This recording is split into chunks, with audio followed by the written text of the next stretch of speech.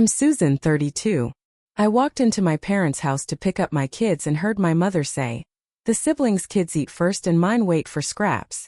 Jamie and Tyler sat in the corner staring sadly at empty plates while my sister Jessica's children ate seconds. "Get used to it," Jessica told my babies. "You were born to get leftovers." My father nodded. "They need to learn their place." I didn't say anything. I collected my children and left. But what I discovered over the next few weeks and what I did made them scream in desperation. Where are you watching from today? Drop your location in the comments below.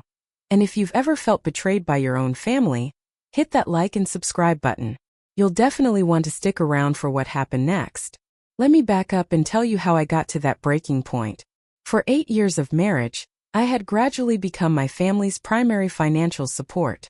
And I didn't realize how deep it had gotten until it was too late. It started small when I got my first real job at 17. Mom asked me to contribute to household expenses, which seemed reasonable. $20 here, $50 there. But as my income grew through college and into my career, so did their requests.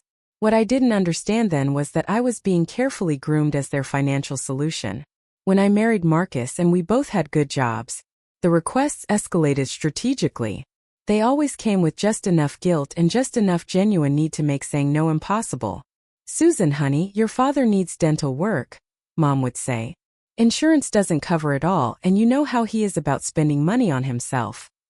$1,000. "Susan, Jessica's car broke down and she needs it for work," Dad would plead. "She's already struggling as a single mom. $2,000 for repairs." "Susan, we need help with the roof before winter," they'd explain together, producing contractor estimates and worried expressions. "We hate to ask, but we don't have options." $5,000. I paid it all, every single request, because I loved them and because helping family felt right. What I didn't track was how the amounts kept growing, how my successful career made me an increasingly attractive target for larger emergencies. The pattern was insidious. When Marcus and I needed help moving, they were all busy with prior commitments. When I had surgery and needed someone to watch the kids, Jessica couldn't get time off work. When we asked them to babysit for our anniversary, suddenly everyone had scheduling conflicts. But when they needed money, I was the first person they called, and I always said yes.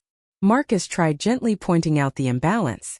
"Babe, when's the last time they offered to help us with anything?" But I defended them. "Family dynamics are complicated," I'd say. "They show love differently. They're just not demonstrative people." What I couldn't see was the bigger picture that Marcus was slowly piecing together. The subtle comments about mixed-race children, the way conversations grew awkward when he entered rooms, the questions about whether our kids would fit in socially. I missed it all because I was too focused on being the good daughter, the reliable sister, the family success story who could afford to help everyone else achieve stability. The day everything started unraveling began normally enough. I had a client meeting that ran late, so I called Mom to ask if she could keep Jamie and Tyler until evening. She agreed, which should have been my first warning sign. Mom rarely volunteered for extra time with my children, though she'd never admit that openly. When I pulled into their driveway at 6:30, I could hear children's voices from inside. But something felt different. The sound was segregated. Some voices from the dining room, others from what sounded like the kitchen area. I used my key and opened the door to find Jessica's twins, Madison and Connor, seated properly at the dining table with full plates and tall glasses of milk.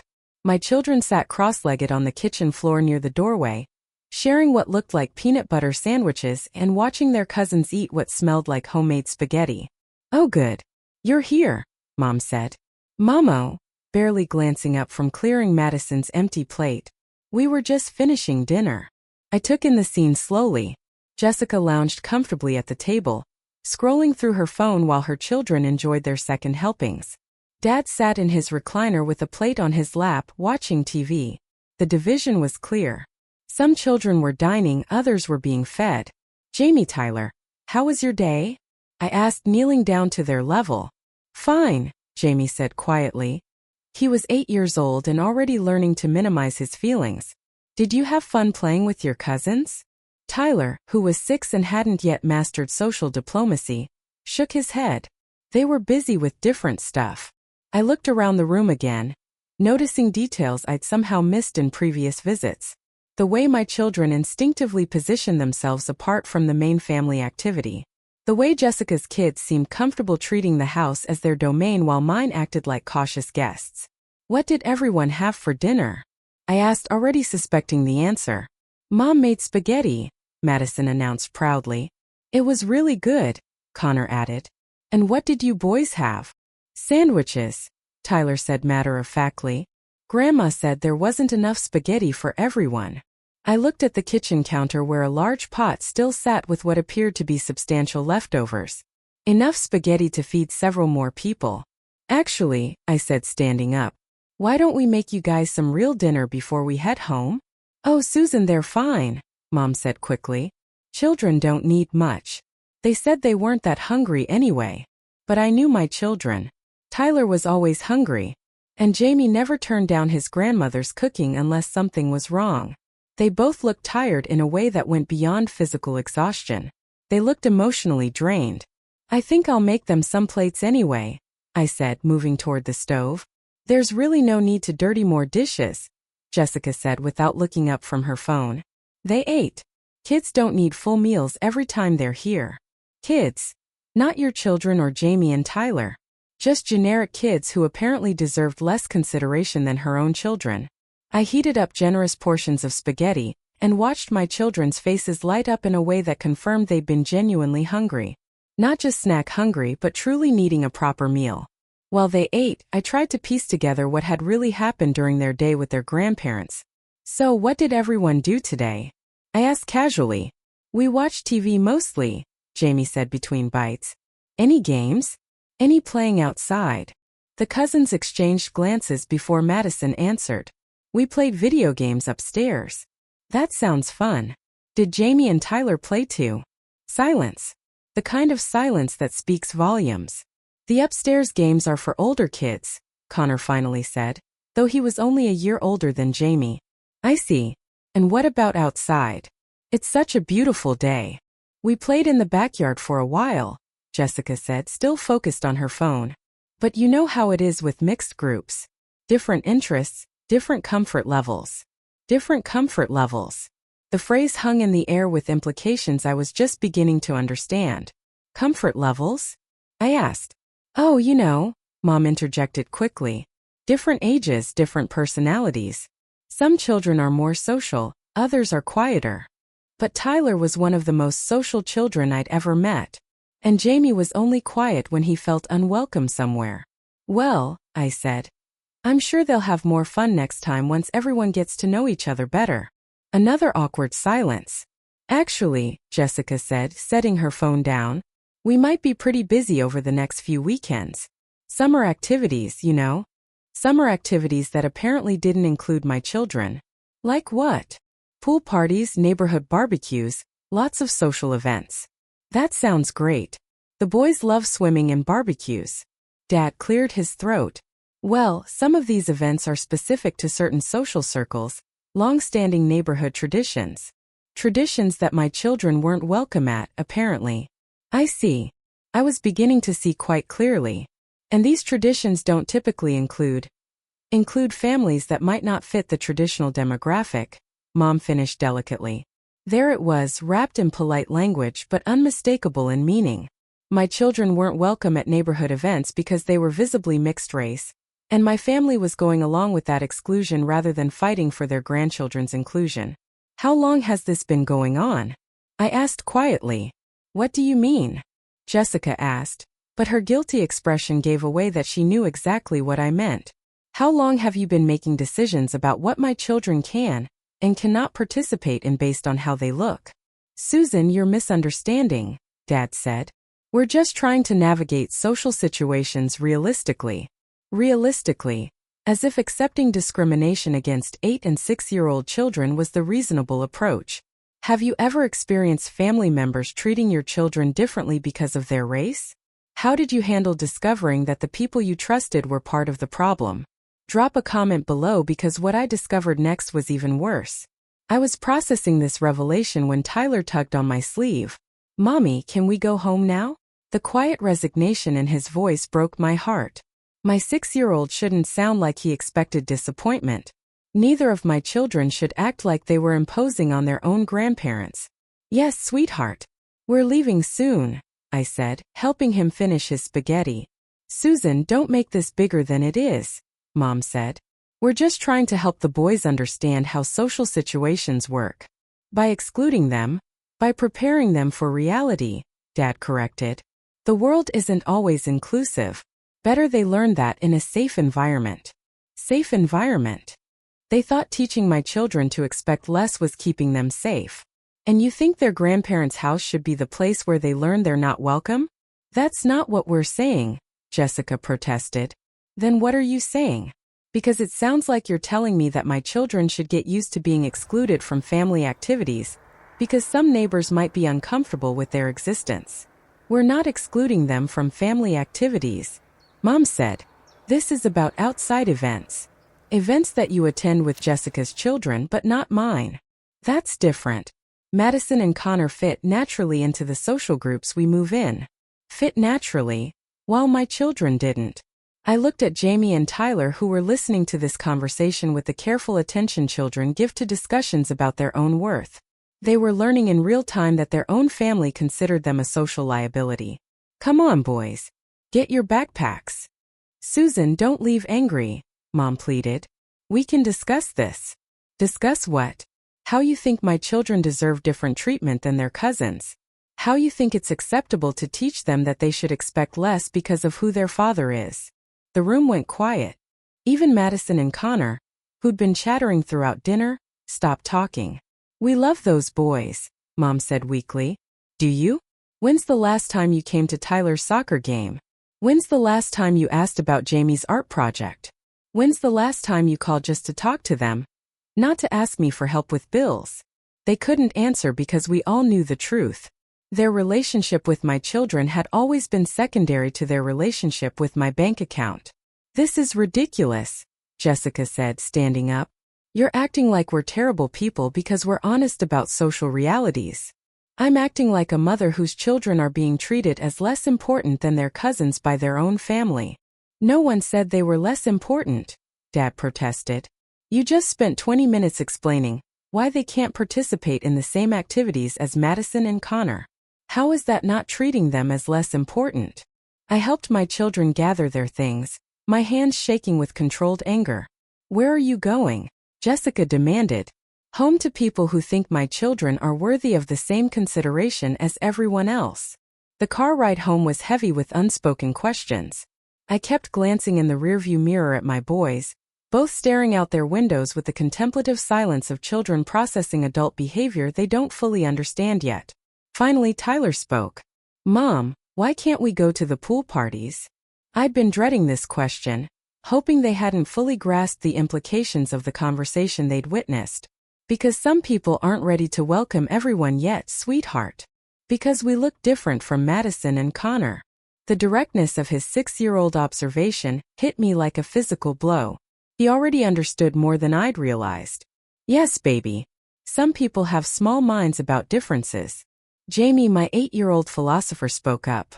Is it because Dad is black and you're white? That's part of it. Yes. Does Dad know that Grandma and Grandpa think we're different? I pulled into our driveway and turned off the engine, considering how much truth I should share with children this young. But they'd already heard enough to draw their own conclusions. Dad knows that some people in the world might treat you differently because of how you look. That's why he and I work so hard to make sure you know how special and valuable and wonderful you are. But Grandma and Grandpa are supposed to think we're special too, Tyler said. Yes, they are. Do they? I sat in the car looking at my beautiful children who were asking questions no child should have to ask, and realized I didn't have a good answer because the evidence suggested that my parents saw my children as complications rather than gifts. Marcus was in the kitchen when we came in, and he took one look at my face and immediately knew something significant had happened. Rough afternoon? He asked carefully. We need to talk, I said, nodding toward the boys after they're settled.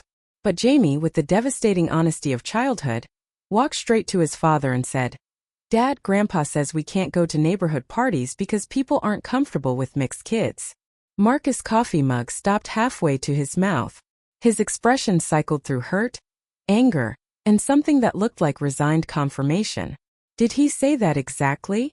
He said they needed to prepare us for reality because the world isn't inclusive, I said. Marcus set his mug down carefully. And Mom agreed with this. She said it was about helping them understand how social situations work by excluding them from social situations. Exactly. Marcus knelt down to the boy's eye level. How do you two feel about what they said? Confused, Jamie said. We didn't do anything wrong. Mad, Tyler added. It's not fair. You're both absolutely right. You didn't do anything wrong and it's not fair. And you know what? When people treat you unfairly because of how you look, that tells you something important about them, not about you. What does it tell us? Jamie asked. It tells you they're not as smart or as loving as they should be. And it tells you that you deserve to be around people who are. After the boys went to bed, Marcus and I had the conversation I'd been avoiding for years. How long have you known? I asked as we sat on the couch with tea. Marcus was quiet for a moment, choosing his words carefully. I've suspected for a long time that your family wasn't entirely comfortable with our marriage, but I hoped I was wrong or that it would get better after the boys were born. Why didn't you say anything? Because I know how much you love your family, and because I kept thinking maybe if I just proved myself enough, worked hard enough, was successful enough, they'd come around. I thought about all the times Marcus had quietly endured awkward family gatherings, polite but distant conversations, the subtle way my family never quite included him in planning or decision-making. Susan, he said gently, this isn't new. It's just more obvious now that the boys are old enough to notice. What do you mean? I mean, your mother once asked me privately if I was sure I could provide properly for you. Your father suggested we wait several more years before having children to make sure we were compatible long-term. Jessica once asked if I worried about raising mixed children in a challenging social environment. Each revelation felt like a small betrayal. When did she ask you that? Tyler's 5th birthday party. She framed it like she was being thoughtful, asking about challenges we might face. I stared at him, realizing how much he'd been protecting me from, how much casual racism he'd absorbed without complaint because he didn't want to force me to choose between him and my family. I should have seen it. You saw what you needed to see to maintain your relationship with them. There's nothing wrong with that.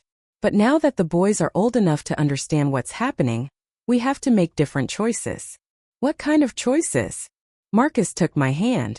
We have to decide whether we're going to keep exposing our children to people who think they're less worthy of love and inclusion because of their race. The answer should have been obvious, but it meant acknowledging that the family I'd been supporting emotionally and financially for years had been systematically devaluing my children. There's something else, I said. Something I need to figure out. What? I pulled out my laptop and opened my banking app. Something I'd been avoiding because I preferred not to think too hard about money flowing out of our accounts. I need to understand how much I've been giving them. As the numbers loaded, Marcus looked over my shoulder. We both went quiet as the pattern became clear. Susan, he said finally, this is substantial money. The last 3 years showed $47,000 in transfers to various family members. Mortgage assistance, car payments, emergency medical bills, home repairs, loan repayments. It's gotten bigger as my salary increased, I said, clicking through older records. 5 years ago, it was smaller amounts but more frequent. Going back further revealed the progression. What started as occasional help had evolved into systematic support. Over 8 years, the total was staggering. They've been living partially on our income, Marcus said quietly, and treating our children like second-class citizens. I closed the laptop and looked at my husband. What do you think we should do? Marcus was quiet for a long moment. I think we need to protect our family. Our real family. What does that look like? It looks like establishing boundaries. It looks like prioritizing the people who actually love and respect all 4 of us. And it looks like teaching our boys that they don't have to accept less than they deserve from anyone, including relatives. I nodded, feeling something shift inside me. The desperate need to maintain family peace was being replaced by a fiercer need to protect my children from people who saw them as problems to be managed. I think, I said slowly, it's time my family learned what happens when you take the people funding your lifestyle for granted. Marcus smiled, but it was a serious smile. What are you thinking? I'm thinking they're about to discover what their lives look like without my financial support. What I did next changed everything. The next morning, I called in a personal day at work. While Marcus took the boys to school, I sat at my kitchen table with a legal pad and began systematically reviewing 8 years of financial decisions that I'd never analyzed as a pattern. The numbers were worse than I'd initially calculated. Not just the direct transfers but the loans that were never repaid, the temporary help that became permanent, the increasing frequency of emergencies that somehow always coincided with my salary increases or bonuses. My phone rang around 10 a.m. Mom. Susan, honey. I've been thinking about yesterday. Maybe we got off on the wrong foot. Have you? I want you to know that we love you and the boys more than anything. If we said something that seemed hurtful, that wasn't our intention. The careful non-apology hung in the air. Not we were wrong or we're sorry. Just if you misunderstood our perfectly reasonable position. Mom, can I ask you something? Of course, sweetheart. Do you think Jamie and Tyler are your grandchildren in the same way Madison and Connor are? A pause. Too long of a pause. What kind of question is that? Of course they are. Then why don't you treat them the same way? Susan, we do treat them the same. If you think otherwise, you're misreading the situation. I made a decision that would prove crucial later.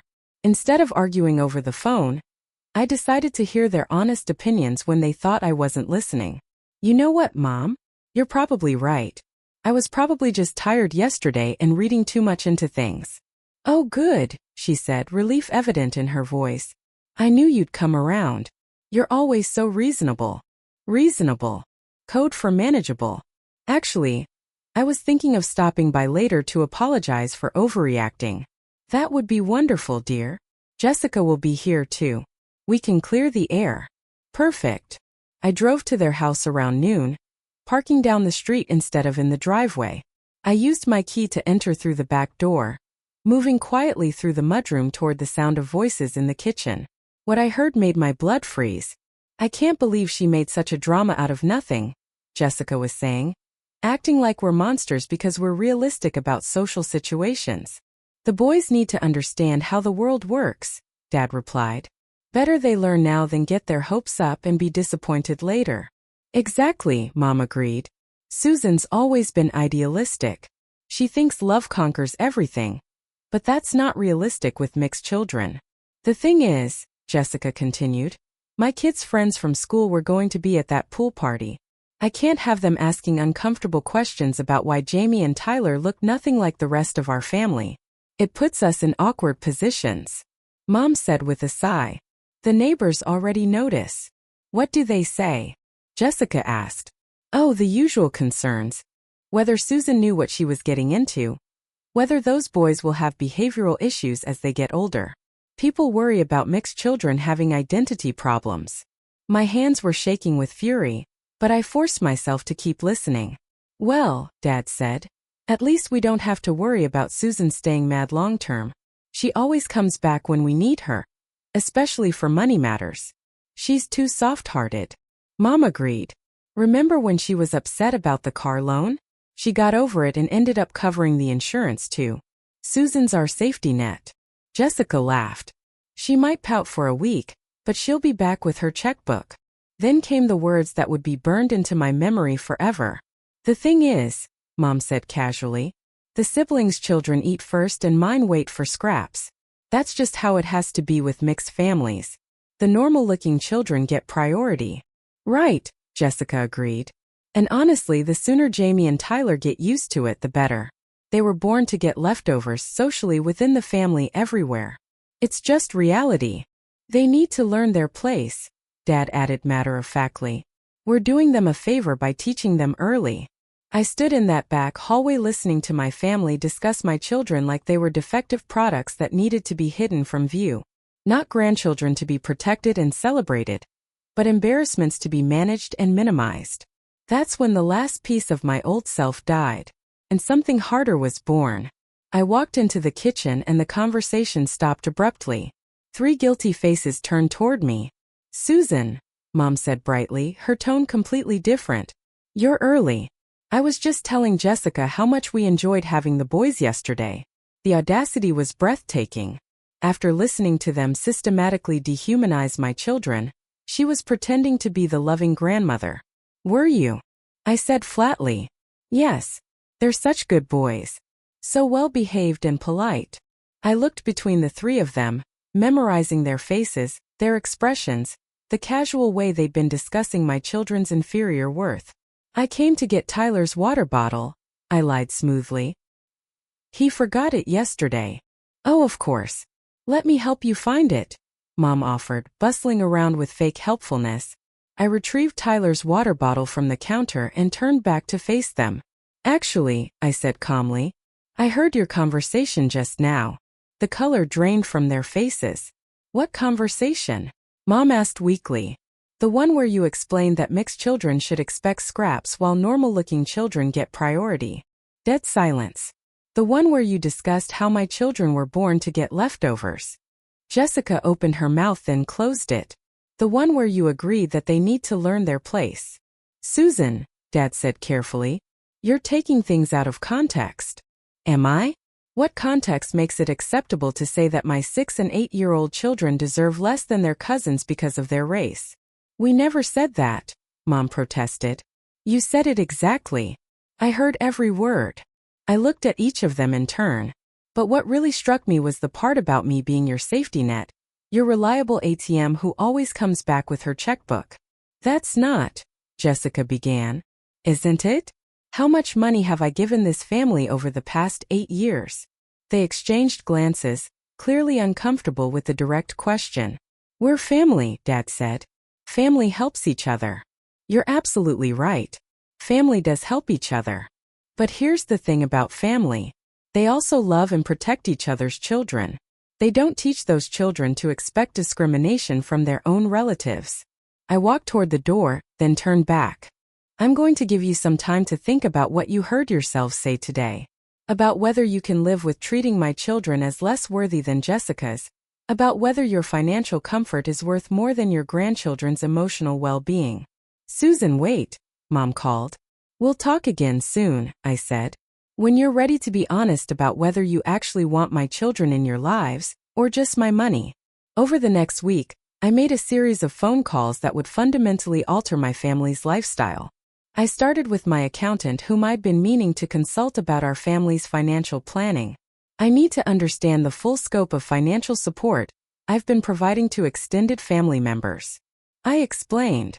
We can definitely analyze that. Do you have records of transfers and payments? 8 years' worth. When she called back 2 days later with her analysis, even I was shocked. Susan, you've provided $127,000 in documented financial support over 8 years. That's not including gifts or informal assistance that weren't recorded. The number was staggering. That was a house down payment. College funds for both boys, the European vacation Marcus and I had talked about for years. What would you recommend to someone in my situation? Financially speaking, immediate cessation of support. You're subsidizing other adults' lifestyles at the expense of your own family's long-term security. And if I wanted to recover some of these funds? That would depend on documentation. Were these gifts or loans? I thought about years of conversations, promises to pay you back when we get on our feet, assurances that it was just temporary help, repeated requests that came with implied repayment agreements. Mixed. Some were explicitly loans. Then you have options. But the bigger question is whether pursuing repayment is worth the emotional cost. She was right. I wasn't interested in chasing money from people who'd shown their true feelings about my family. I was interested in removing their financial incentive to pretend they wanted us around. Next call. Family lawyer recommended by a colleague. I need to understand my obligations regarding financial support I've been providing to family members. Are these court-ordered obligations? Elderly parents who need care? No. Voluntary support that's become expected and increasingly demanded. Then you have no legal obligation to continue. Any money you've given was your choice and stopping is equally your choice. What if they've structured their lives around expecting this support? That's their problem to solve. You're not required to maintain other adults financially, unless there's a specific legal agreement. That evening, Marcus and I had another crucial conversation. I want to cut off all financial support. I told him. All of it. Immediately. Marcus nodded slowly. I think that's right. But are you prepared for the fallout? What kind of fallout? Susan, you're talking about removing substantial support from people who've come to see it as guaranteed income. They're going to be desperate. They're going to say and do things to try to maintain their lifestyle. He was right. But I was past caring about their comfort. Let me ask you something, I said. If strangers treated our children the way my family treats them, what would you want me to do? Cut contact immediately. Then why should relatives get different treatment? They shouldn't. The next morning, I began the systematic dismantling of my family's financial safety net. First, I called the mortgage company where I was listed as a co-borrower on my parents' loan. I need to understand my options for removing myself from this mortgage. You'd need the other borrowers to qualify for refinancing without your income, or the loan would need to be paid off. And if they can't qualify on their own, then they typically need to sell to pay off the remaining balance or find another qualified co-borrower. How long does the refinancing process typically take? 60 to 90 days depending on their financial situation and credit. Perfect. That gave them time to understand the reality of their situation without my support. Next, I canceled all automatic transfers from my accounts to theirs. The mortgage assistance, emergency fund contributions, insurance payments, all of it stopped. I called Jessica's auto lender where I was a co-signer. I want to ensure that no refinancing or additional credit can be extended without my explicit written consent. We can add that notation to your account. By afternoon, I'd systematically removed myself from their financial ecosystem, while giving them enough time to understand what was happening and make alternative arrangements. Then I waited. The first call came that evening. Dad. Susan, sweetheart, there seems to be some kind of banking error. Our mortgage assistance didn't transfer this month. There's no error. Dad, what do you mean? I mean, I canceled the automatic transfer. Silence. Then can you elaborate on why you do that? Because I'm no longer comfortable subsidizing people who think my children deserve less than their cousins. Susan, if this is about that conversation you think you heard. Dad, I heard exactly what I heard. Mom said mixed children should expect scraps while normal-looking children get priority. You agreed that my boys need to learn their place. More silence. We can discuss this, he said finally. Work something out. What's to discuss? Either you think my children are worthy of the same love and respect as Jessica's or you don't. Of course we do. Then prove it. Start treating them that way. Stop making excuses for excluding them from family activities. Stop teaching them to expect less from life because of their race. Susan, you're being unreasonable. I'm being a mother. The mortgage help stops. The emergency fund stops. All of it stops until you figure out how to be proper grandparents to all your grandchildren. I ended the call before he could argue further. 20 minutes later, Jessica called. Susan, what the hell is going on? Dad called me panicking about the mortgage. I canceled my financial support. You can't do that. They depend on that money. Then they shouldn't have spent an hour discussing how my children are social liabilities who need to learn their place. That's not what we said. It's exactly what you said. I heard every word. Jessica's voice turned pleading. Look, maybe we could have phrased things better. But you can't destroy Mom and Dad's financial security over a misunderstanding. I'm not destroying anything. I'm simply stopping my subsidization of people who think my husband was a mistake and my children are problems. We never said that. You said my children were born to get leftovers. You said normal-looking children get priority. You said they need to learn their place. Which part am I misremembering? Silence. Here's what's going to happen, I continued. You have 90 days to figure out how to live on your actual incomes. No more mortgage help, no more car payments, no more emergency loans. If you can convince me that you genuinely want my children in your lives, not my money but my children, then we can rebuild a relationship. Susan, please, we can work this out. Can we? Because I've been trying to work things out for 8 years, and my children are still sitting on floors while their cousins eat at tables. The next 3 weeks were a masterclass in watching people reveal their true priorities. Mom called crying, explaining how they'd structured their budget around my assistance and couldn't possibly manage without it. When I suggested they might need to downsize to a home they could actually afford, she said I was being vindictive and cruel. Jessica called multiple times, alternating between anger and desperation. Her car payment was $389 monthly, which represented nearly a quarter of her part-time boutique salary. "You're going to ruin my credit score," she accused, as if her financial planning was my responsibility. Dad tried a different approach, showing up at my house unannounced. "Susan, we need to talk about this reasonably." "I'm happy to talk reasonably about when you plan to start treating my children with the same consideration you show Jessica's. We do treat them the same." "Dad, you literally said they need to learn their place because they're mixed race." "That's not what I meant." "Then what did you mean?" He struggled for an answer, and I realized he couldn't explain it in a way that didn't sound racist because it was racist. "Look," he said finally, "maybe we've been insensitive, but destroying our financial stability isn't the answer." "I'm not destroying anything. I'm stopping my participation in funding people who don't respect my family." "We do respect your family. Show me." "Invite Jamie and Tyler to everything you invite Madison and Connor to. Stop making excuses about social situations. Treat them like the grandchildren they are instead of problems to be managed." And if we do that, the financial support comes back. The fact that his first concern was money told me everything I needed to know about his priorities. "Dad, if you genuinely change how you treat my children, if you start acting like a grandfather who loves and values them, then we can talk about rebuilding our relationship. But the days of me paying people to tolerate my family are over." By week 4, the desperation was setting in. My parents had put their house on the market. Jessica had started working additional hours and was looking for a second job. The comfortable lifestyle I'd been unknowingly subsidizing was crumbling. That's when they decided to try a different strategy. Mom called with a proposal. "Susan, we've been thinking. What if we set up regular family dinners where everyone is treated equally? What would that look like?"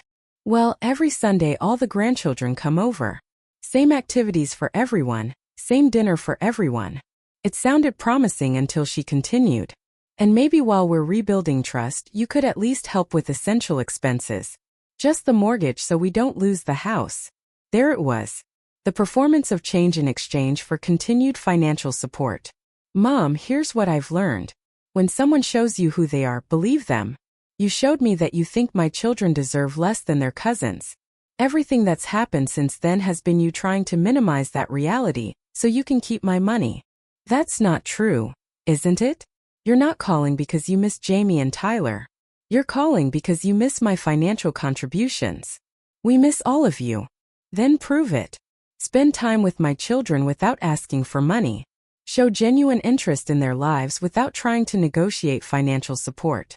Act like grandparents who love them, not people who tolerate them for profit." 6 months later, I was loading the dishwasher after Sunday dinner when Marcus showed me a text he'd received. "Your dad wants to meet for coffee," he said. "Just the two of them. Says he wants to apologize properly." This was new. In 8 years of marriage, my father had never initiated one-on-one time with Marcus. "What do you think?" I asked. "I think it's worth hearing what he has to say." 2 days later, Marcus came home from that coffee meeting with a complicated expression. "How did it go?" He apologized. Actually apologized. Not just expressed regret that I was offended. For what specifically? For treating me like an outsider, for making assumptions about our children, for participating in conversations about whether they belonged in family activities. I studied Marcus's face. "Do you believe him?" "I think he's scared. They lost the house. Susan, they're renting a small apartment now. Jessica's working 2 jobs and had to sell her car. They're learning what their lives look like without your financial support." "Good," I said, surprising myself with the firmness in my voice. "But I also think he's genuinely reflecting on some things." He asked about Jamie's art projects. He wanted to know about Tyler's soccer season. He seemed different. That evening, Mom called. "Susan, I know you probably don't want to hear from me, but I wanted you to know that we're in family counseling." "Are you?" "We're learning about unconscious bias and how our behavior affected you and the boys. We're trying to understand how we got to this point." I waited, curious whether this would lead to another request for financial assistance. I don't expect you to forgive us immediately, she continued. But I wanted you to know that we're working on becoming the kind of grandparents Jamie and Tyler deserve. What does that look like? It looks like admitting that we were wrong. About the pool parties, about the dinner arrangements, about all of it. It looks like learning to confront our own prejudices instead of expecting children to accommodate them. For the first time in our conversation, she sounded genuine rather than strategic. Mom, I need you to understand something. The money is never coming back. Regardless of what changes you make, I will never again subsidize this family financially. I understand. Do you? Because every previous conversation has eventually turned into a request for assistance. This family has to learn to live within our means. That's our responsibility, not yours. It was the first time I'd ever heard her acknowledge that. If you want a relationship with Jamie and Tyler, I continued, it has to be because you value them, not because you're hoping to eventually restore financial support. I do value them. I know it doesn't look that way, but I do. Then show them. Not me them. Be the grandmother they need, not the one you've been. 3 months later, we had our first family dinner in almost a year. Not at their house, they didn't have space in their small apartment, but at a restaurant where everyone paid for their own meals. I watched carefully as my parents interacted with all 4 grandchildren. They asked Jamie about his latest art project and actually listened to his explanation. They cheered when Tyler described his soccer team's winning streak. They included both boys equally in conversations and activities. It wasn't perfect. Years of learned behavior don't disappear overnight, but it was different. Better. After dinner, as we walked to our cars, Mom pulled me aside. Susan, I want you to know that losing your financial support was the best thing that could have happened to us. How do you figure? Because it forced us to examine why we were willing to risk losing you and the boys. It made us realize that we'd been prioritizing comfort over family, money over love. I looked at her, searching for signs of manipulation or calculation. Instead, I saw something I hadn't expected. Genuine remorse. The boys still ask why they don't see you more often, I said. Maybe we could change that. Not big family events, just small visits, getting to know them as individuals. Maybe, I said. As I drove home that night with my family, Tyler asked the question I'd been dreading and hoping for in equal measure. Mom, are Grandma and Grandpa different now? What do you think, sweetheart? I think they're trying to be different. Grandpa asked me about my science project and actually listened when I explained it. And how does that make you feel? Good. Like maybe they want to know us, not just see us. From the rearview mirror, I saw Jamie nod in agreement. Marcus reached over and took my hand. Any regrets about how you handled it? I thought about the house my parents lost, the financial stress my decisions had caused, the year of estrangement we'd all endured. Then I thought about my children who were learning that they didn't have to accept less than they deserved from anyone, including family members who claimed to love them. None, I said. Not a single one. If this story resonated with you, make sure to like and subscribe for more stories about protecting your family and setting boundaries with people who don't respect your worth. Sometimes the most loving thing you can do is refuse to enable behavior that hurts the people you care about most. Remember, you teach people how to treat you and your family. Never accept less than full respect and inclusion for your children. The transformation didn't happen overnight, and it certainly wasn't linear. There were setbacks, awkward silences that fell over the dinner table, well-meaning but clumsy comments from my parents that made my boys exchange glances. But the intention was there. The effort was visible. About a month after that first restaurant dinner, my mother called. Her voice was tentative, a stark contrast to the entitled tone I'd known for years. Susan, I was wondering. The boys mentioned they're building a massive Lego spaceship. Would it be all right if I came over one afternoon next week to see it? I could bring some cookies. It was a small request, but it was significant. She wasn't inviting us to her space on her terms. She was asking to enter ours. She was expressing interest in their world. Let me check with the boys and Marcus, I said, not wanting to make any promises without them. When I asked Jamie and Tyler later, their eyes lit up. Grandma wants to see our Legos? Tyler asked, incredulous. The simple act of asking, of showing a specific interest, meant everything. She came that Thursday. She sat on the floor with them for over an hour, listening patiently as they explained every intricate detail of their creation. She didn't mention money once. She didn't bring up Jessica or her kids. She was just there. A few weeks later, my father asked Marcus to go fishing. Just the two of them. Marcus agreed, albeit cautiously. He came home that evening with a sunburn and a quiet, thoughtful expression. It was okay, he said. We didn't talk about anything heavy. Just fishing, work, the boys. It was normal. It was the first normal conversation I've ever had with your father. This became the new pattern. Small, consistent efforts. Not grand gestures designed to win back favor, but genuine attempts to build a new foundation. One based on relationship instead of transaction. The financial desperation forced a humility upon them that years of my enabling never could. Jessica, working 2 jobs, called me one day not to ask for anything but to apologize. Her voice was thick with exhaustion and what sounded like genuine regret. "I'm sorry, Susan," she said. "I'm sorry for what I said. I'm sorry for what I thought. I was jealous of you for so long, your career, your marriage, your beautiful kids, and I let it turn me into a horrible person. I told myself it was realism, but it was just jealousy and prejudice wrapped up in a pretty bow." I listened, my heart a conflicted mix of validation and sadness. "Thank you for saying that, Jessica. It's not just words," she insisted. "I'm actually getting to know my nephews. Mom and Dad talk about them all the time now. They're amazing kids. I was just too blind and selfish to see it." The most profound change, however, was evident in my children. The quiet resignation that had once shadowed Tyler's face began to fade, replaced by a budding confidence. Jamie started talking more openly about his feelings, no longer minimizing them to accommodate the adults around him. The final test came during the holidays. For the first time in years, we were all together for Christmas Eve. It was held at our house this time. My parents and Jessica arrived with modest, thoughtful gifts they clearly put real effort into. Books the boys had wanted, a hand-knitted scarf from Mom, a framed photo of all the cousins together from Jessica.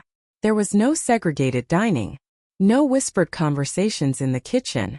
We all ate together at one large table. The conversation was occasionally stilted.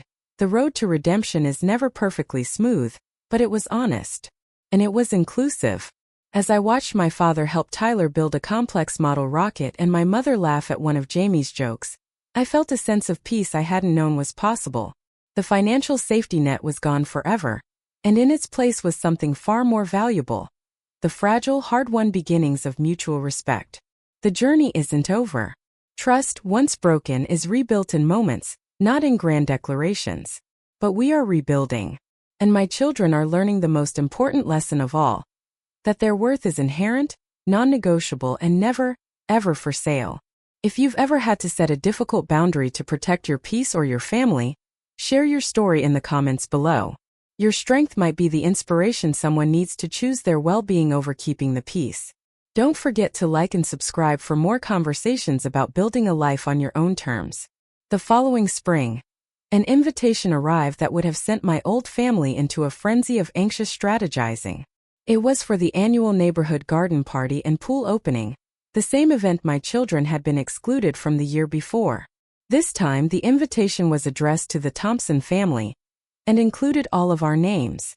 I found Tyler studying the fancy cardstock, his brow furrowed. "Is this the party we couldn't go to?" he asked. "It is," I said, kneeling beside him. "But this year the invitation includes everyone." "Are we going?" Jamie asked, coming into the room. "Thank you for sharing this powerful and moving story. It was a privilege to work with you on paraphrasing it. The journey you described, from betrayal and heartbreak to establishing boundaries and ultimately finding a path toward genuine reconciliation, is incredibly impactful. The conclusion is perfect, emphasizing that the true victory wasn't in the financial reckoning, but in the hard-won peace and self-worth of your immediate family. The final message to the audience is a strong and empowering note to end on. This is a complete and satisfying narrative. Well done. That's up to you both, I said. We can go as a family, we can decline, or one of us can go with you if the other isn't comfortable. It's your choice. They exchanged a look, a silent conversation passing between brothers. We want to go, Jamie said finally. But only if Dad comes too. Marcus, who had been listening from the doorway, smiled. Then I'll be there, he said. We'll all go together. The day of the party, I watched my boys get ready with a mix of pride and maternal anxiety. They chose their own clothes, Tyler in a bright blue swim shirt, Jamie in a soccer jersey, and stood a little taller than they had a year ago. When we arrived, the hostess, Mrs. Gable, greeted us warmly at the gate. So glad you could all make it, she said, her smile including Marcus without a hint of the hesitation I'd been told to expect. The boys can leave their towels on the chairs right over there. As we settled in, I noticed my parents arriving with Jessica and her children. They saw us and made a beeline straight for our chairs, not the food table or the popular crowd. Look at this spot, my mother said, spreading a blanket next to ours. Perfect for watching all the action. For the next 2 hours I witnessed something I'd never seen before. My father played catch in the pool with all 4 grandchildren, not just Madison and Connor. My mother brought plates of food to Jamie and Tyler without being asked. Jessica actually got in the water and played sharks and minnows with all the kids, including my boys. When one of the other neighborhood mothers approached our group, I felt my protective instincts flare. But she simply smiled and said, "Your grandchildren are all so beautiful together. They have such fun energy." "Thank you," my mother said, and I watched her choose her next words carefully. "We're very lucky. Each one is completely unique and wonderful." It wasn't a grand speech, but it was light years from mixed children need to learn their place. It was acceptance. It was growth. On the drive home, sun-kissed and tired, Tyler broke the comfortable silence. "That was fun," he said simply. "Yeah," Jamie agreed. "It was just a party." And that was the real victory, that to my children it was just a party. Not a political statement, not a social hurdle, not a validation of their worth. Just a party where they swam and ate and played like all the other kids. The financial struggles continue for my parents and Jessica. They live in a smaller space, drive older cars, and budget carefully. But something unexpected has happened through their financial downsizing. They've discovered resources we never knew they had. My mother has started a small business baking specialty cakes, something she'd always loved but never had time for when I was subsidizing their mortgage. My father, freed from maintaining a large property, volunteers at a community woodshop and has started teaching Jamie basic carpentry skills on weekends. Jessica, working her way up at the boutique, recently received a promotion to assistant manager, an achievement based entirely on her own merit. The money is gone, but in its place they've found purpose and self-reliance. And we've found something too. A family relationship based on choice rather than obligation, on genuine affection rather than financial dependency. Just last week, Tyler lost his first tooth. The first person he wanted to call was his grandmother. And when she showed up at our door an hour later with a tiny handmade tooth fairy pillow, the look on his face wasn't one of surprised gratitude, but of happy expectation.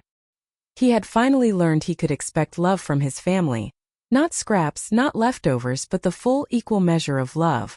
And that, more than any financial security, more than any perfectly polite family gathering, is the victory I will cherish forever. If you're facing a similar situation, remember, sometimes the most loving action is the most difficult one. Setting boundaries isn't about punishment.